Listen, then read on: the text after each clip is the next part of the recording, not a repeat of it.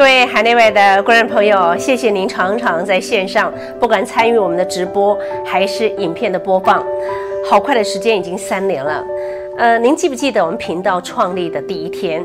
这是在3年前，2022年的7月9号的那一天。那个时候呢，摄影机是借来的，包括灯光都是好朋友突然之间提供给我们。当然呢，摄影师是临时的志工。很多的朋友提供了资源，协助我们完成了首播。这是在当时没有任何的资源，更是没有金主，只有一个简单的信念。在这个非常混乱而且有点分裂的年代当中，我们希望可以说真话，做深度，守住价值，做我所熟悉的事情。3年的时间很快过去了，这条路走得相当的艰辛，非常的不容易，但因为有您，我们撑了下来。过去3年来，我们的小军超人 Plus 已经突破了2亿5千万人次的观看，而且订阅人数已经来到了47万人。不过在会员人数方面，才刚刚突破了2000人。这些都不只是一个数字，而是每一个关心台湾、关心国际、关心真相的灵魂，一次一次透过了按下播放的选择，您跟我站在一起。我相信过去这段时间，你也曾经在深夜里头听着小君姐对着镜头娓娓道来，也许你也曾经在混乱的新闻洪流中，靠着我们的分析，找回了思考的力量。我们没有背景，我们有的是立场。什么立场呢？站在人民的这一边，站在台湾的这一边。一人难挑千金担，但如果我们愿意一起挑，一起抬，千金也能够步步为营。很多人在这段时间常常问小君姐，你怎么撑下来的？哇，3年很不容易耶，你是怎么烧钱的？其实很难很短的时间之内跟大家分享。其实我也有时候会笑笑说，因为我有很多人请我喝咖啡，那是一杯又一杯支持的象征，甚至写着你不孤单的讯息，甚至呢，在我的户头里头告诉我，这是他奉献我继续努力的一点点小小的 donate， 一点小小的回馈。所以呢，每一次有人加入会员，都会说我愿意和你一起走下去，我感激在心，点滴在心头。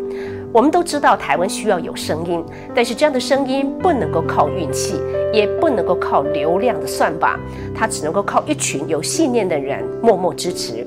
所以在今天，小君姐再一次诚挚邀请您成为我们的频道会员，就像是一根根的竹签撑起了一座竹楼，就像是一滴滴的露水，它可以凝聚成改变的力量，不用很多，只要您愿意。事实上，我告诉您，累积比如说50杯的咖啡的价格，就能够让我们多录1集的节目，可以多诞生一篇深度报道，多陪台湾走一段更深远的路。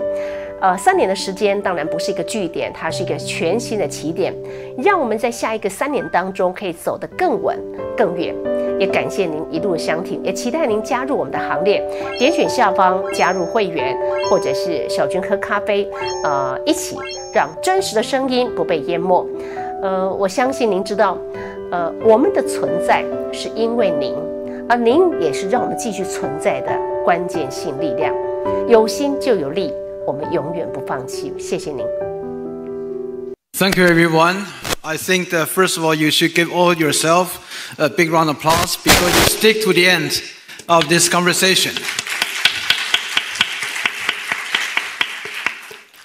The reason for the凯达格兰Forum for Taiwan is that this is way beyond the issue about the international gathering, but also as a statement and a message and a declaration of our intentions. From these 3 panels that we could find today, the first sessions about the new geopolitical security landscape in the Indo-Pacific.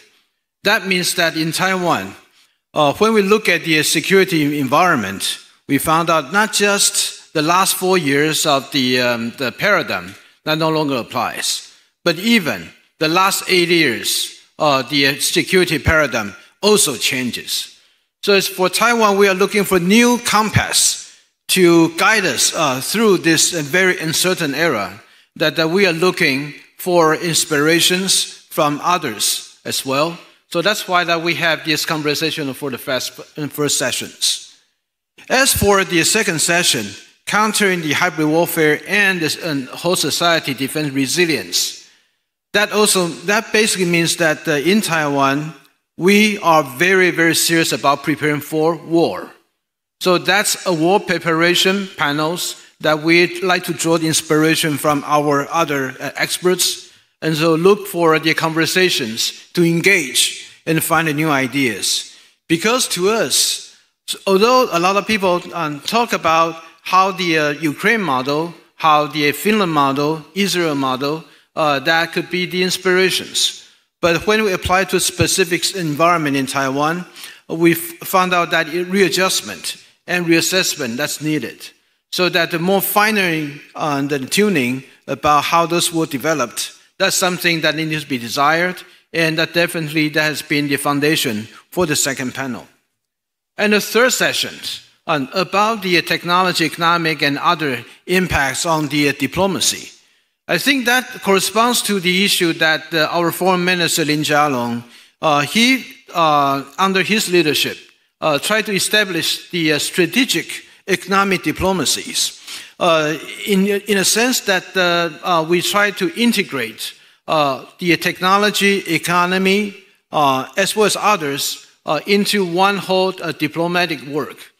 And for that, when we try to design that, we also found out the new economic realities, especially when the President Trump and this administration, with all the tariff negotiation and how the United States won't be able to sustain the kind of the economic underpinning for the whole world in terms of the security burden will be single-handedly handled by the United States, while the other country, they can prosper under that. And we do know that since this is no longer applicable, but how are we able to work with this new environment as well as to advance our diplomatic work in this very uncertain and a very fragile period? So that is another reason why that we try to draw the inspiration from all of you. And of course, in this process, just borrow the sentence from the Holmes Lau, my good friends. In the last session, he talks about reciprocity. And also there were questions regarding new southbound policies. I have to say that there's a deep need for the reassessment about the new southbound policy that we had in the last 8 years. The reciprocity will also be a very important part of it, which means that Taiwan's goodwill and Taiwan's willingness to work with other countries, what we like to offer, cannot be taken as this is just freebies. That means that for other countries, for their sake of their engagement and for whatever reasons, whether that's under pressure or willing to have the benefit from China, at the expense of Taiwan, there will be consequences. So that is the thinking that behind those. And when we talk about reciprocity, this is going to be one of them, and with a consequence. And that also applies to the issue about invitation, as some of the audience asked a question whether the Russian or the Hong Kong Macau representative to be allowed to come to the凯達格蘭 Forum. Our experience is that we do invite Russian in the past, but then after the year 2022, the development, they started not showing up. And then so as a convenience, since they are not interested in凯達格蘭 Forum, at least that's how they showed to us, then the people decided that we'll still welcome them, but the initiative needs to come from Russia, not from Taiwan. As for the Hong Kong and Macau, our sense is that after the national security law, there are the natural hindrance about the really equal engagement. So that is another reason. That is not that we are not inviting them, but the environment itself sort of preventing them from the equal engagement with Taiwan. So that's I just used the opportunity to answer some of the questions, but I just hope that this凯達格蘭 Forum and all the design, as well as what we wanted to do, the conversation can continue, and especially thank for all of you, and also the team, the staff of the Prospect Foundations. Many of them, they are working behind the scene, whether that's sitting or just outside, just give them a big round of applause. And thank you very much. Thank you. Thank you very much, Dr. Lai, for the remarks. And next, I'd like to invite Dr. Chen Mingqi, the Deputy Minister of MOFA, to make closing remarks. Ladies and gentlemen, please welcome Dr. Chen. Welcome.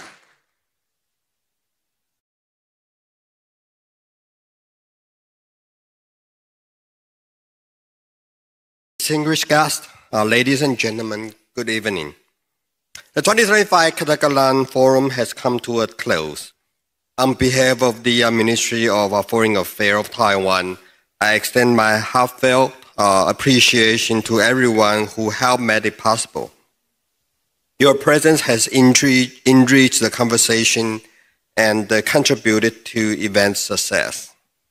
This year, the forum focused on security in the Indo-Pacific, whole of society defense against hybrid warfare and gray zone tactics, and the emerging trend in economic, technological, and industrial diplomacy. We identify common threats facing the global community and reaffirm our staunch commitment to cooperation in all aspects. Against a backdrop of growing geopolitical and economic uncertainty worldwide, freedom-loving countries must collectively safeguard it through concrete actions. Today's discussion were insightful and will help to pave the way for strengthening Indo-Pacific security, non-red supply chains, and the international framework to resist authoritarianism. Taiwan is doing its part to ensure a world rooted in freedom, security, and economic cooperation. Under President Lai Ching-te's 4 Pillars of Peace Action Plan, Taiwan is bolstering national defense, improving economic security and maintaining stable and principled cross-strait policy, and pursuing a new way of doing diplomacy by bringing in job opportunities, medical capability building, and sustainable growth to our allies and like-minded partners, a new integrated diplomacy. And through MOFA's integrated diplomacy, Taiwan is deepening alliance with like-minded countries based on common interests, leveraging technological strengths and government initiatives. Taiwan is steadily expanding its international presence and facilitating win-win outcome with its partners. Taiwan's contribution to regional security, economic stability, and resilience are key to a peaceful and prosperous Indo-Pacific. I call on the global community to continue supporting Taiwan in the face of authoritarian aggression, and Taiwan pledges to help working hand in hand with the like-minded partner to safeguard our way of living, free of oppression or coercion of any kind. In closing, I'm confident that the knowledge and the insight gained through this platform will better prepare us for exchange ahead. Together, we can create a brighter future for generations to come. I wish you all the best moving forward and hope to see you at the next year's forum. Thank you. 今天的台湾不是在选择要不要脱离中国，而是我们应该去深刻去追问一个问题：我们真的曾经是中国的一部分吗？从国际法角度，有史以来第一个真正拥有台湾全岛领土主权的国家是日本。台湾不需要从哪里来独立出来，我们本来就不是哪一个国家的附属。我们需要的是什么？是完成那一段被冻结的历史。旧金山合约让台澎领土主权不属于任何国家。中日合约是确定了这一件事情。开罗宣言跟波茨坦公告里头似乎也被错误解读。开罗宣言它是一个宣言，类似 MOU 嘛，不具有法律效力，没有效力，弄给人骗嘛。马英九经常就用开罗宣言说，依据开罗宣言，台湾是他的，那中国弄得很偏。国际法早就已经为我们留下一条通往尊严的道路，让台湾的人民真正做一次选择，为台湾写下未来的名字。各位海内外的观众朋友，谢谢您常常在线上，不管参与我们的直播还是影片的播放。好快的时间已经3年了。您记不记得我们频道创立的第一天？这是在3年前，2022年的7月9号的那一天。那个时候呢，摄影机是借来的，包括灯光都是好朋友突然之间提供给我们。当然呢，摄影师是临时的志工，很多的朋友提供了资源，协助我们完成了首播。这是在当时没有任何的资源，更是没有金主，只有一个简单的信念。在这个非常混乱而且有点分裂的年代当中，我们希望可以说真话，做深度，守住价值，做我所熟悉的事情。3年的时间很快过去了，这条路走得相当的艰辛，非常的不容易，但因为有您，我们撑了下来。过去3年来，我们的小军超人 Plus 已经突破了2亿5千万人次的观看，而且订阅人数已经来到了47万人。不过在会员人数方面，才刚刚突破了2000人。这些都不只是一个数字，而是每一个关心台湾、关心国际、关心真相的灵魂，一次一次透过了按下播放的选择，您跟我站在一起。我相信过去这段时间，你也曾经在深夜里头听着小君姐对着镜头娓娓道来，也许你也曾经在混乱的新闻洪流中，靠着我们的分析，找回了思考的力量。我们没有背景，我们有的是立场。什么立场呢？站在人民的这一边，站在台湾的这一边。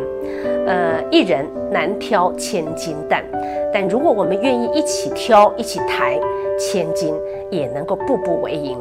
很多人在这段时间常常问小君姐，你怎么撑下来的？哇，3年很不容易耶，你是怎么烧钱的？其实很难很短的时间之内跟大家分享。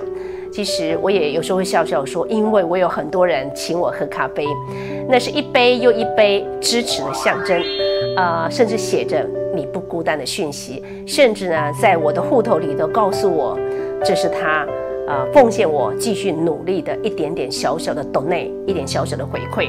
所以呢，每一次有人加入会员，都会说我愿意和你一起走下去，我感激在心，点滴在心头。我们都知道台湾需要有声音，但是这样的声音不能够靠运气，也不能够靠流量的算法，它只能够靠一群有信念的人默默支持。所以在今天，小君姐再一次诚挚邀请您成为我们的频道会员，就像是一根根的竹签撑起了一座竹楼，就像是一滴滴的露水，它可以凝聚成改变的力量，不用很多，只要您愿意。事实上，我告诉您，累积比如说50杯的咖啡的价格，就能够让我们多录1集的节目，可以多诞生一篇深度报道，多陪台湾走一段更深远的路。3年的时间当然不是一个句点，它是一个全新的起点，让我们在下一个3年当中可以走得更稳更远。也感谢您一路的相挺，也期待您加入我们的行列，点选下方加入会员，或者是小君喝咖啡，一起让真实的声音不被淹没。我相信您知道，我们的存在是因为您，而您也是让我们继续存在的关键性力量。有心就有力，我们永远不放弃。谢谢您。